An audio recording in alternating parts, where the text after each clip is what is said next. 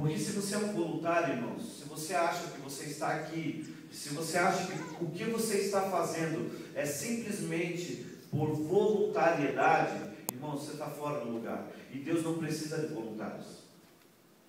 Deus precisa de homens e mulheres comprometidos com o chamado dele. Amém? Amém. Então, irmãos, se você infelizmente ainda está tratando aquilo que Deus te deu com negligência, é porque você ainda não entendeu que você tem um chamado. Você ainda está se comportando como se fosse um voluntário. Irmãos, voluntários, se você for ver no espírito, no centro espírita, na religião espírita, eles têm muitos voluntários. Eles fazem mais obra social que os crentes, mas somente por voluntariedade. Não entende que aquilo ali foi um chamado. Então, voluntário por voluntário, irmãos, Deus não precisa. Deus precisa de homens e mulheres comprometidos com aquilo que Ele colocou dentro de nós. Aquilo que Ele já plantou dentro de mim e de você. Amém? Coloca o primeiro aí, irmãos. Aqui a gente fala, irmãos, muitas coisas específicas sobre o louvor, mas você pode aplicar isso em qualquer área que você faz na igreja, que você faz no reino de Deus. Amém? Então, assim, voluntários veem seu envolvimento na igreja como serviço comunitário, mas pessoas chamadas por Deus veem isto como ministério. Irmão, se eu sou se aquilo que eu faço, como eu disse, se isso para mim é só um serviço voluntário comunitário, irmãos, então eu estou fora do lugar. Mas se eu entender que isso é o meu chamado, irmãos, se eu entender que isso é o meu chamado, tudo vai mudar. Entende? Tudo vai mudar. Se você entender que você sobe aqui no altar, que esse lugar aqui onde você está, é o lugar onde Deus te plantou para fazer aquilo que Deus te chamou para fazer, irmão, você vai ter zelo por isso aqui. Você vai ter zelo por isso aqui, pela igreja, pela casa de Deus. Amém? Segundo, voluntários queixam-se de quanto vai custar servir, mas pessoas que são chamadas estão comprometidas com o serviço. Pessoas chamadas por Deus veem a si mesma como mordomos dos dons que Deus dá a ela. Irmãos, isso é muito interessante. Porque os voluntários, quando a gente fala assim, por exemplo, um dia como hoje, né? Irmãos, domingo de manhã nós vamos falar, vai ter um seminário de louvor. O voluntário sabe o que ele pensa? Pô, domingo. Ele começa a fazer conta. Pô, domingo. Pô, mas domingo é o único dia que eu tenho para descansar. O único dia que eu tenho para dormir até mais tarde. Ele começa a fazer conta, ele começa a negociar com Deus. Pô, Deus, mas domingo. Poxa, né? Pô, irmãos, tem uma visita para fazer. Pô, bem no dia do meu futebol. O cara começa a fazer conta daquilo.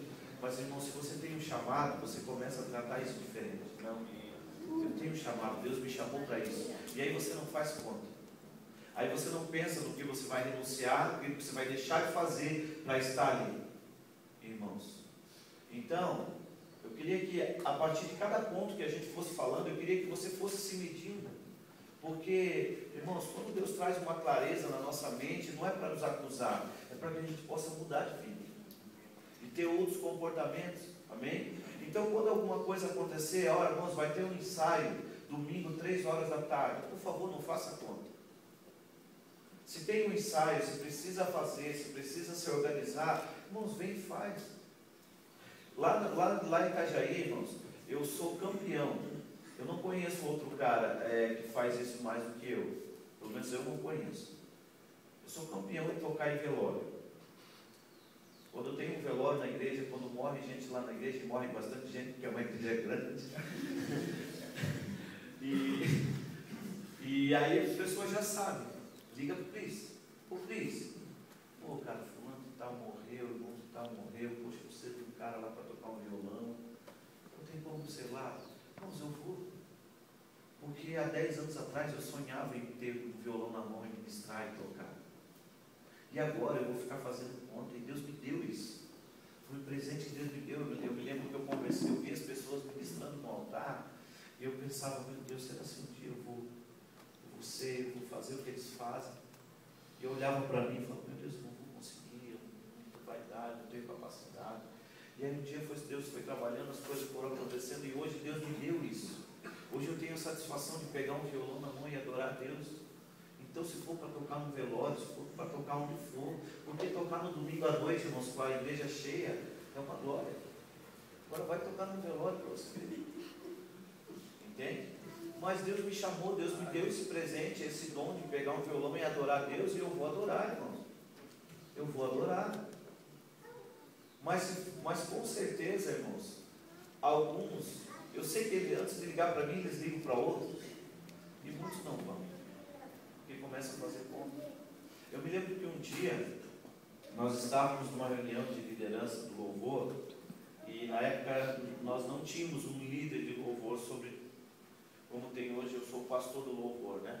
Não tínhamos, eram vários grupos, e cada grupo tinha o seu líder, e a gente sentava numa mesa e resolvia as coisas que a gente precisava resolver entre nós.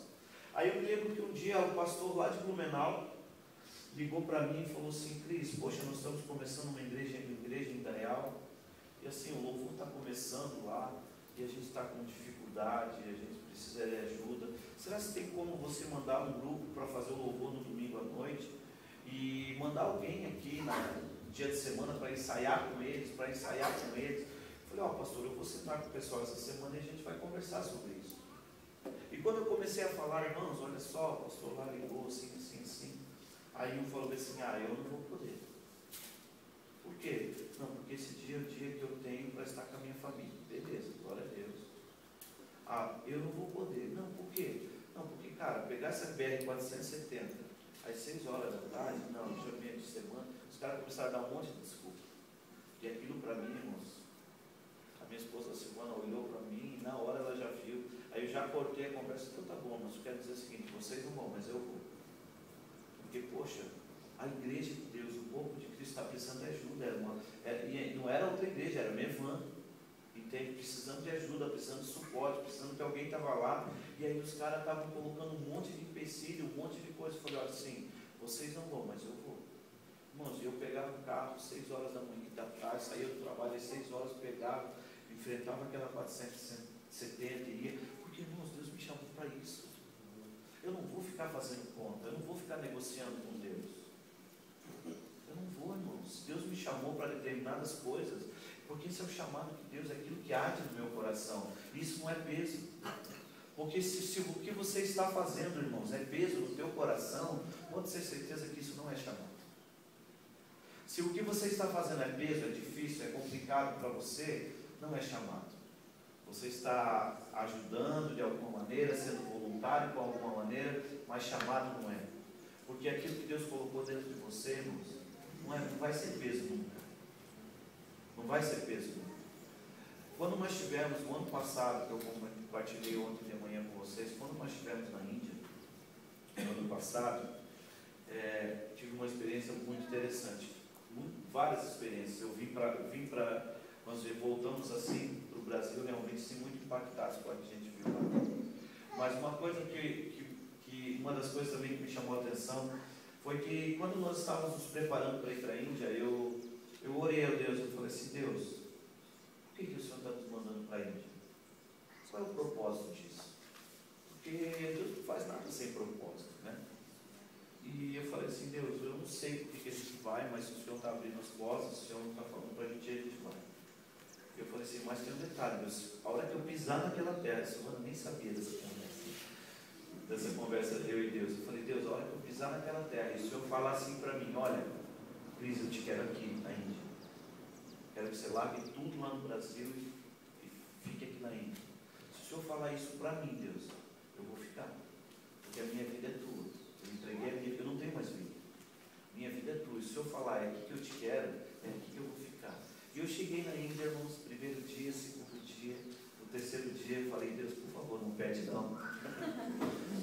Eu falei: Deus, não pede não, porque como Deus conhece, Ele não pediu, porque eu não tinha estrutura para viver num lugar como aquele. Mas aí eu vendo o pastor Naya lá, irmãos, o pastor que está lá já desde o começo, eu vendo o pastor Naya lá, eu falei: meu Deus, o que faz isso, irmãos? É só o chamado. É só o chamado, a palavra de Deus que faz. Porque, irmãos, aqui no Brasil, a liberdade que a gente tem é fantástica. É fantástica a liberdade que a gente tem. Lá na Índia, irmãos, eu me lembro que nós estávamos num bairro assim, e todo lugar que a gente ia, a gente tinha que esperar no carro. uma olhada no ambiente e depois vocês saem. Uma porque a gente, lá para eles, lá nós somos brancos, e isso já chama muita atenção, e ainda crentes aí é muito mais complicado. E aí nós vimos nas casas, em todos os lugares, assim, bandeiras laranjas hasteadas. E aí eu perguntei para o pastor, falei, pastor, por que essas bandeiras laranjas? E ele falou, cara, essas bandeiras significam que eles são hindus, eles são hindus radicais, ou seja, eles morrem e eles matam pela causa, pelo aquilo que eles acreditam. Eles são realmente hindus radicais. Esses caras, eles não fazem conta, não. Por aquilo que eles acreditam, eles matam e morrem. Só que assim, você andava pela Índia, irmãos, era bandeira laranja, 80% da Índia são hindus. E nós chegamos lá na segunda-feira, na terça-feira, eu acho que na mesma semana, na semana anterior, explodiram o McDonald's lá. E a única coisa que nós comemos naquela nação foi McDonald's, irmãos, porque nós não tínhamos condições de comer outra coisa. A comida de lá é muito, muito apimentada. E eu olhava o pastor Naya lá, naquela felicidade, trabalhando e correndo, e eu falei, meu Deus, a única coisa que faz um homem fazer o que ele faz é o chamado, é a palavra de Deus, é a paixão, é o fogo ardendo. Porque eu lá, falei, Deus, eu aqui nesse lugar eu não ia, porque não é isso que Deus tem para mim. E foi verdade, quando a gente chegou, a nossa viagem para a Índia, nós achávamos que iam ser despertados com a missão, com os missionários, e na verdade a nossa viagem foi um efeito contrário para nós. Nos fez a entrar cada vez mais para a igreja, olhar cada vez mais para a igreja, porque, irmãos, a igreja lá na Índia, quando o povo se converte, eles se convertem de verdade. Quando eles entregam, quando eles acreditam em alguma coisa, a ponto de eles adorarem rato, árvores, tantas outras coisas. E eu falei, meu Deus, a gente precisa dessa paixão, desse fogo que esse povo tem. Mas voltando ao assunto do chamado, eu vi o pastor Naya lá trabalhando e eu admirei muito mais ele, porque, irmãos, hoje, se você quer comer uma bolacha passatempo, você vai ali na esquina, aqui do lado no mercadinho, você compra. É fácil para você. Mas vai lá na Índia, não tem nada disso. O cara renunciou a vida dele toda, irmãos, para comer uma comida, está gravando, ruim que só, para viver uma vida, para comer um pão francês, irmãos, ele precisa andar a cidade toda, atravessar a cidade toda, para comer um pão parecido com o nosso. E o que faz isso, irmãos? O chamado. A palavra de Deus, aquilo que está ardendo no coração dele, faz ele não fazer conta. Porque, irmãos, se o cara está lá por voluntariedade, o cara não para 3 semanas lá. Porque eu no terceiro dia eu falei, Deus, por favor, não fala não pede para eu ficar aqui porque eu não tenho estrutura. Mas o cara que ele tem chamado, o cara que tem convicção daquilo que Deus chamou, ele vai fazer bem feito. Amém? Vamos para o terceiro.